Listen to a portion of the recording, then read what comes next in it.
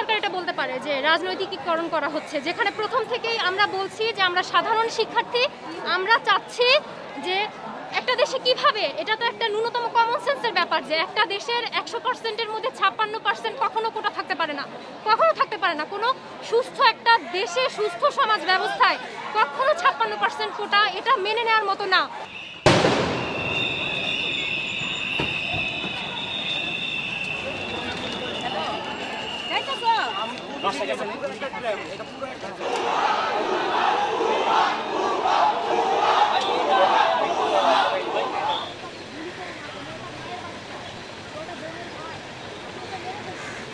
আমরা আপনি যখন বলছেন মিছিল নিয়ে বের হয়ে যেতে, আমরা বের হয়ে যাইতেছিলাম, বের হয়ে করে ফেলতেছিলাম ভাই।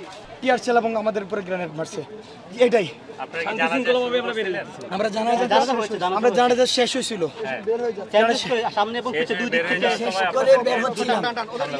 আপনার নামটা কি জানো? আব্দুল্লাহ।